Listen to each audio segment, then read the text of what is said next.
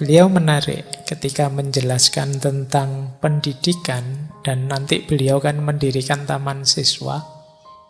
Di taman siswa itu beliau menyebut lembaga-lembaga pendidikan di dalamnya dengan istilah taman. Kalau taman indria itu untuk kanak-kanak yang sekarang jadi TK. Kalau SD itu, kalau di taman siswa zaman itu ya istilahnya taman muda. Kemudian ada taman dewasa, itu SMP. Ada taman madya, itu SMA. Dan nanti ada taman guru, sarjana wiyata. Jadi beliau pakai istilah taman, tidak pakai istilah sekolah. Ini nanti ada hubungannya dengan merdeka belajar tadi. Kenapa pakai istilah taman? Kalau taman itu kan konotasinya keindahan, kegembiraan, kealamian, dan kebebasan. Kalau kita masuk ke taman itu kan di situ ketemunya keindahan, kegembiraan. Banyak orang gembira di situ. Kecuali yang sedang patah hati menyendiri. Tapi kan kesannya di situ gembira. Anak-anak bermain di taman itu kan mesti gembira. Terus alamiah, kodrat alam tadi. Terus bebas. Di taman dia bisa milih permainan sesuai yang dia inginkan. Makanya lebih pakai istilah taman. Biar tidak kaku formal. Sekolah itu kan rasanya memang agak kaku, agak formal. Tapi begitu pakai istilah taman, itu rasanya lebih segar, lebih nyaman. Bahkan para filosof Yunani itu kan ya model akademinya, kuliahnya kan di luar, di taman. Istilahnya peripatetik, jalan-jalan, masya'iyah kalau dalam bahasa Islamnya. Karena ketika ngajar, ketika belajar di luar, di bawah taman, di bawah pepohonan, rasanya kan lebih segar. Kalau di sini kan di tengah-tengah tiang, di bawah atapnya genteng itu kan kamu ngantuk mesti. Coba di luar, di yang lebih segar, itu mungkin lebih fresh pikiranmu menangkap materi. Tapi ya enggak malam kayak gini ya. Kalau malam nanti kamu di tengah-tengah pohon-pohon lebih ngeri lagi. Tapi yang segar mungkin di luar ya siang hari gitu. Pagi hari lebih segar lagi, sore hari. Kalau di akademinya Plato itu kan nanti ada kurikulumnya sendiri. Dan kurikulum itu menyesuaikan kondisi tubuh. Oh kalau pagi masih segar itu enaknya materi ini. Siang agak capek ngantuk sedikit, materi ini. Sore sisa-sisa tenaga terakhir itu enaknya materi ini. Jadi ada materinya. Oke. Nggak sekedar pokoknya belajar apa saja, enggak, tapi ada strateginya. Nah kayak ini misalnya malam-malam tenaganya habis, setengah ngantuk, belajar filsafat. Nah itu kan kamu antara hidup dan mati itu sudah. Kadang paham, kadang enggak nyambung, kadang itu kan kayak nyala padam. Ya untungnya masih bisa diulang. Jadi masuklah ke taman. Di situ ada keindahan, ada kegembiraan, kealamian, dan juga kebebasan. Maka Ki Hajar lebih pakai istilah taman belajar. Yang lebih utama apa istilah taman itu? Dalam taman, di situ terkandung hak anak untuk main sesuai keinginannya. Kalau di taman itu kan anak-anak bisa milih permainan suka-suka dia. Orang tuanya hanya mengawasi dan mengarahkan. Orang tuanya biasanya kan duduk-duduk di pinggir taman. Nanti anaknya main ini, main itu. Orang tua tinggal mengawasi. Kalau sudah bahaya-bahaya, jangan yang bahaya-bahaya. Yuk main yang aman saja. Itu situasi taman. Jadi bukan orang tuanya yang milih. kamu main ini saja ya, jangan kemana-mana. Tidak begitu. Situasi taman itu biasanya anaknya bebas milih, orang tua mengawasi. Nah, belajar yang efektif, yang merdeka itu ya harusnya seperti itu. Anaknya silahkan sesuai keinginan, minat, dan bakat yang dikembangkan. Nanti gurunya yang mengawal, mengoptimalkan, memfasilitasi. Itulah mengapa beliau lebih suka menyebut istilah taman. Kalau sekarang yang masih taman tinggal TK ya, kalau di atas itu sudah sekolah semua. Apalagi yang sudah perguruan tinggi malah pakai istilah kuliah. Yo, saya tidak tahu sumbernya, tapi yo antara pas dan tidak pas istilah kuliah itu ya. Ya mungkin karena tadi kalian pengen jadi pegawai, pengen jadi kuli ya, terus jadi kuliah. Baik.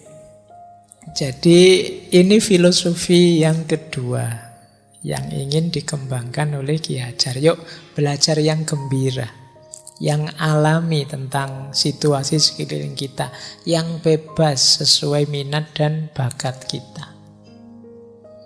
Inilah nanti yang jadi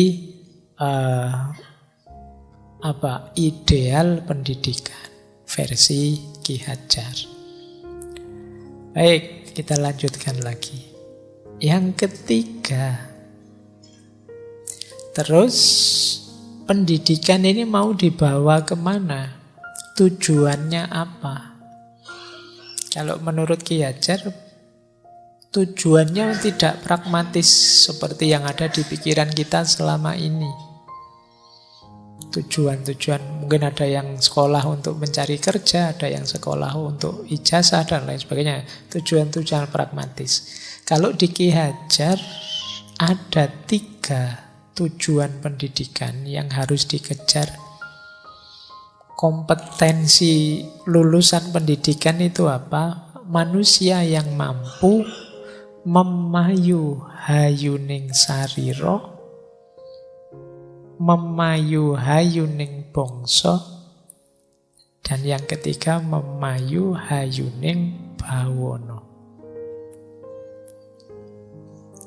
Ini istilah memayu hayu itu menarik karena hayu itu yang tiap hari kita pakai jadi ayu.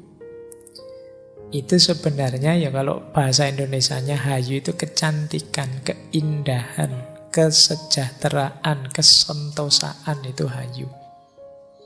Makanya ada salam yang bunyinya rahayu. Berarti aku ingin engkau sejahtera, aku ingin engkau sentosa, aku ingin engkau dalam kebaikan selalu. Nah, memayu hayuning sarira itu maknanya mempercantik cantiknya diri.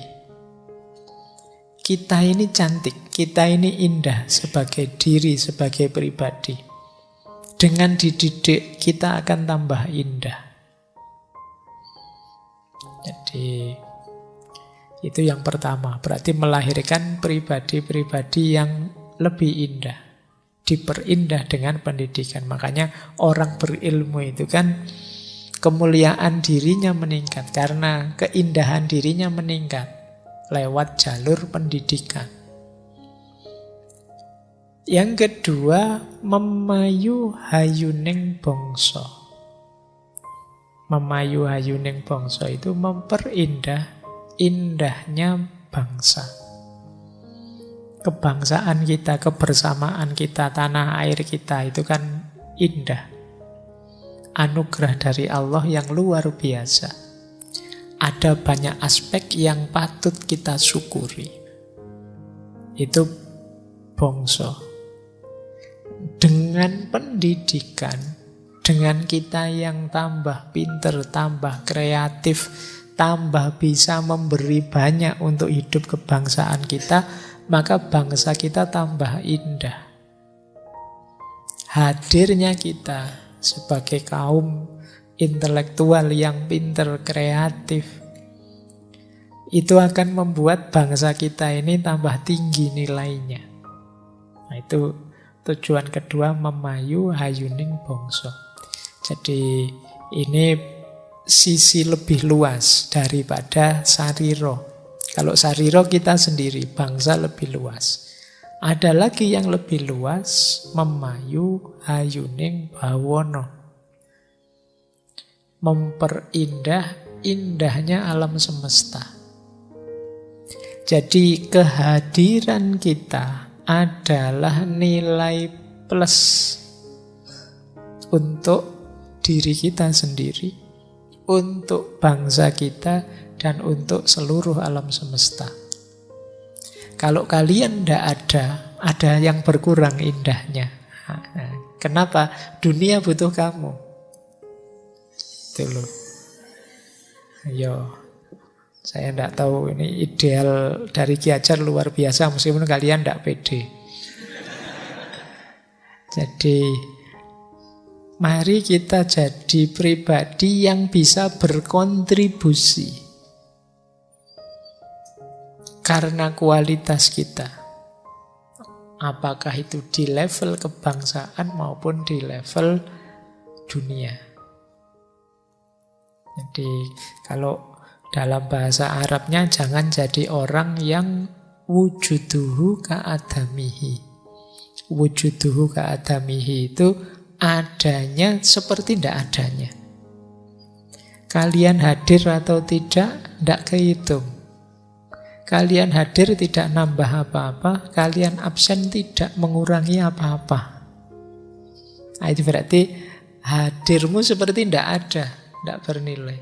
Jadilah orang yang ditunggu dinanti. Kalau kamu tidak ada, kita kehilangan banyak. Nah, cuma ini lewat jalur pendidikan. Ya. Kan ada orang yang ditunggu kan bukan kualitas dirinya, mungkin uangnya saja. Wah, karena kamu tadi tidak ada, kita tidak jadi makan bersama. Biasanya yang traktir kamu, ini kan karena kuenya. Tapi ini maksudnya kebersamaan, kehidupan kita bersama jadi tambah indah karena kamu hadir. Ketika kamu tidak hadir, ada yang berkurang. Ngaji ini misalnya asik sih Pak, enak sih Pak. Apalagi kalau dia hadir. Hadirnya dia menambah indah ngaji ini. Tapi ilmu ya tidak dari yang lain-lain. Kalau dari yang lain-lain ya beda lagi. Jadi inilah ideal orientasi pendidikan. Ini namanya Trirahayu. 3 kerahayuan, yaitu memayu hayuning sariro, yang kedua memayu hayuning bangsa, dan yang ketiga memayu hayuning bawono. Bayangkan luar biasanya bangsa kita kalau masing-masing dari kita itu adalah nilai plus, nilai plus, nilai plus. Kehadiran kita nambah 1 paling tidak. Ditambah teman yang lain nambah 1 lagi, nambah 1 lagi. Ya bangsa kita mesti saja luar biasa. Semoga tidak ada yang kehadirannya nilai minus, jadi mengurangi. Gara-gara kamu jadi jelek pemandangannya. Gara-gara kamu situasinya jadi tidak enak. Gara-gara kehadiranmu kegembiraan kita jauh berkurang. Nah, ini namanya kita tidak bisa memayu hayuning bangsa.